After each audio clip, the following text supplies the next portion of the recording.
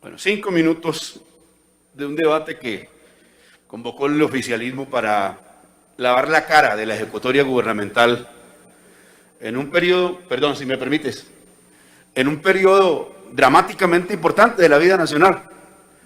Y como es tan poco tiempo, me voy a aplicar a desnudar lo nuevo que he encontrado con la advertencia de que hemos de ver un esfuerzo enorme para desnudar lo que es esta reforma. Es mucho más de lo que se ha anunciado. Trabajadores que van a salir el 28. Les denuncio que van por impuesto a la renta al retiro de sus cesantías. Esto es una sinvergüenzada. Esto es una canallada contra la clase trabajadora colombiana.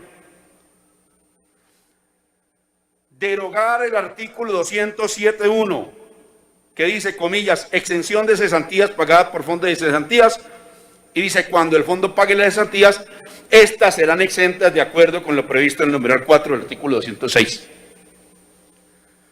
¿Por qué ningún colombiano, o no sé cuántos, se habían percatado? Por la técnica que utiliza el ministro marrullero, uno de los peores de la historia, en los ministerios de Hacienda, para embaucar y para producir lesión grave en los intereses de eso que aquí han llamado clase media, porque aquí se le llama clase media a cualquier trabajador que tenga una mediana estabilidad. Se rasgan los congresistas oficialistas las vestiduras y el gobierno ahora hablando de clase media. Esta es la realidad de clase media. ¿Quieren ver más atentados contra la clase media? Otro artículo que acabo de encontrar. 1. Artículo 163, vigencia y derogatoria. Bueno, en lo fundamental todos estos están en los intersticios de la ley. Deroga una gran cantidad de contribuciones que actualmente suministran los usuarios comerciales, industriales y estratos 5 y 6 para subsidiar servicios públicos de estrato 1 y 3. Y lo compensan con el IVA del 19, incluido el estrato 4, es decir, el 4 es el más paganini acá. Elimina artículos que hoy obligan al gobierno a asegurar la disponibilidad oportuna y en primer orden de los recursos necesarios para cubrir subsidios de servicios públicos. Deroga el artículo 9 de la ley 101 que establece subsidios preferentes de energía eléctrica al sector agropecuario y pesquero, lo cual encarecerá más su actividad. Deroga artículos que actualmente apuntan a subsidiar el pago de los consumos de subsistencia de los estratos 1, 2 y 3 en áreas urbanas y rurales. Y no sigo leyendo porque es que en 5 minutos, presidente, no voy a poder acabar de leer. Colombianos, lean las derogatorias. Encuentran los lugares esos claroscuros donde a este ministro, como esos contadores de la época de la economía subterránea, que aprendieron de qué manera refundir, cómo encubrir patrimonios, rubros, etcétera, y lo hacen en este caso en contra de los intereses de la nación y de los sectores populares y las clases medias. Y voy a subrayar eso. De todo lo que hay por decir, difícil aplicarse a todo, señor presidente, en semejantes condiciones, tal vez deba aplicarme a eso, al modus operandi del ministro en toda esta etapa. Usted se le encuentra en el primer gobierno de Uribe haciendo reformas tributarias similares a estas, no solamente con poco éxito, sino con un fracaso rotundo desde el punto de vista de los anuncios de la exposición de motivos. Ya desde esas calendas, favoreciendo al gran capital, a los que hoy llamamos súper ricos, y que de nuevo, esto es por boca de Salomón Kalmanovich, dejan de tributar al erario más de 80 billones de pesos en el arco de tiempo desde el cual se producen estos beneficios tributarios. Exactamente el sector financiero, el sector minero, entre otros de los más favorecidos, y un pequeño puñado de colombianos que son los que explican en lo fundamental a través del gasto fiscal a ellos destinado, el hueco fiscal que ahora se cree tapar con la reforma. Pero digámoslo como es. Las marrullas contables para tapar lo que estaba ocurriendo y que hoy pagamos por cuenta de este ministro de Hacienda que hoy denunciamos en esta plenaria, van por cuenta de hechos que inclusive han sido impugnados por el propio Fondo Monetario Internacional. Quiero invitar al país a que lea, y me cuesta decirlo, pero al fin y al cabo es un documento público que merece discusión, el informe del Fondo Monetario Internacional sobre el artículo 4, donde le impugna al gobierno y le reclama, 1, por incluirlo Un minuto más para que termines, senador Arias. Así es, muy difícil. Por incluir, por ejemplo, los balances del Banco de la República en el balance del gobierno central. Incluir las privatizaciones como ingreso del gobierno central. Pagar sentencias con TES para que no aparezcan registradas como gastos, entre otras innumerables marrullas contables que fueron denunciadas de oportunidad por Bloomberg, entre otros, por Guillermo Perry, entre otros. Bueno, esto para decir, lástima no tener tiempo, presidente, para que este país escuche el modo como este ministro creó un hueco fiscal en beneficio del gran capital, lo ocultó sinuosamente al país y ahora, sobre pretexto de la pandemia, produce la peor contrarreforma, agresiva contra la clase media, y mientras los partidos oficialistas vienen a plenaria a volvernos plañideras, diciendo que quieren salvar a esos mismos sectores que han castigado inmisericordiamente y que hoy repiten mediante esta nefasta reforma tributaria. Lástima la falta de tiempo, los invito, mañana tenemos debate comisión cuarta, 9 de la mañana. Le pido al país que se conecte porque vamos a demostrar rubro por... A usted, senador Arias. Tiene el uso de la palabra el senador Gustavo Petro por 5 minutos. Sí, aquí escuchamos una larga lectura de programas que aparentemente iban contra el empobrecimiento de Colombia. Y ustedes encuentran en ese largo listado que el valor de cada programa, si uno pudiera detallarlo uno por uno, no alcanza a ser como inversión en toda la nación que lo que vale comercialmente la casa de los ministros que han hablado aquí. Programas que no valen ni el valor comercial de una casa de un ministro. Para toda Colombia, para 50 millones de personas, si hablamos del agro, por lo menos para 11 millones de personas. Claro, el largo listado de programas pareciera indicar una gran ejecutoria cuando lo único que tapa es la ineficiencia. Porque ustedes tienen que contrastar ese largo listado de programas, cada uno con valores inferiores a lo que vale la casa del ministro, con el hecho que el 30% de los colombianos y colombianas no comen, tienen hambre.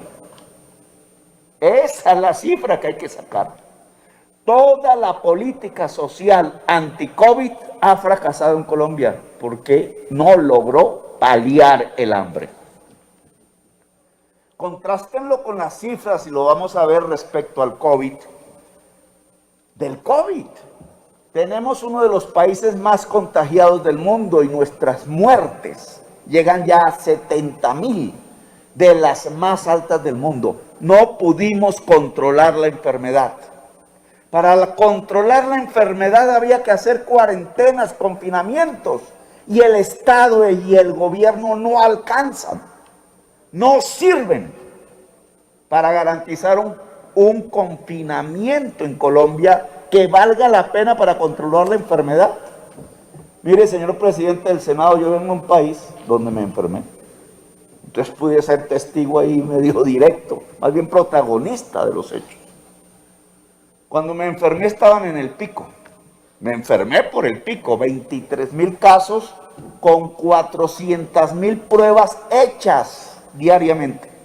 Nosotros no llegamos sino a 50,000.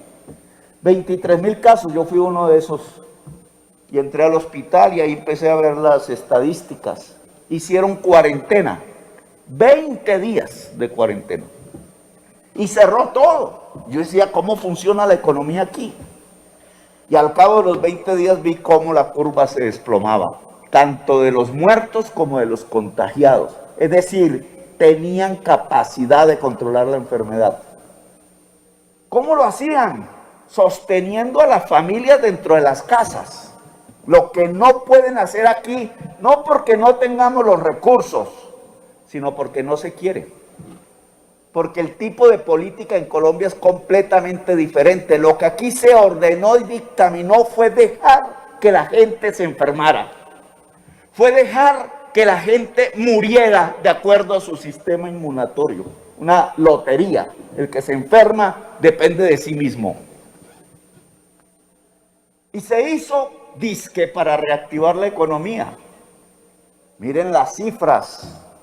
Quebraron la pequeña y mediana industria en Colombia. Mandaron millones de personas al desempleo. Y entonces aquí se sacan unas cifras particularmente irrisorias. Vamos a crecer el 5% del PIB, dicen aquí. Y se les olvidó cómo fue que construyeron la cifra de crecimiento económico del año 2019, donde crecimos creo que el 3 o el 4%. ¿Saben cómo hacen esa cifra? Ponen las utilidades del sector financiero como crecimiento productivo de Colombia. Lo que creció en Colombia en el año 2019 fue las utilidades del sector financiero y las ventas ambulantes en Colombia. Y ese fue el crecimiento económico. ¡Qué gobierno tan bueno! Pues miren la cifra comparadas con los programas. En el año 2019 el sector financiero colombiano obtuvo como utilidades 55 billones de pesos. Y el año de la pandemia, el año pasado, ya veremos obtuvo 24 billones de pesos. Un minuto más, senador Petro. Obtuvo 24 billones de pesos de utilidad. Eso es riqueza. La utilidad del sector financiero es la diferencia entre prestar plata, que es de la gente, y ahorrar plata, que es de la gente. Es decir, esas utilidades es como si fueran una renta, una chupa sobre el sector productivo. ¿Quién propuso eso? ¿Por qué hoy se puede decir, y discúlpeme, presidente, que lo que creció en Colombia en medio de la pandemia, lo único que fue positivo, números azules y no rojos, son las utilidades del sector financiero? Eso no se produjo por el mercado. Eso se produjo por una política, la política del ministro Carrasquilla. Todo el esfuerzo de liquidez, todo el esfuerzo de endeudamiento, que es muy diferente a lo que se hace en Estados Unidos y en Europa, donde se ha emitido dinero, y otro día profundizaríamos el tema. Todo el esfuerzo de endeudamiento y de liquidez fue a parar como utilidades del sector financiero. La gente quedó en el hambre.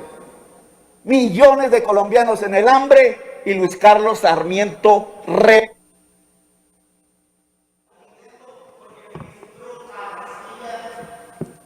Un minuto más, senador Petro, para que termine. digamos, millones de colombianos aguantando hambre. Y el ministro Carrasquilla no fue capaz ni siquiera de impedir la repartición de dividendos del sector financiero.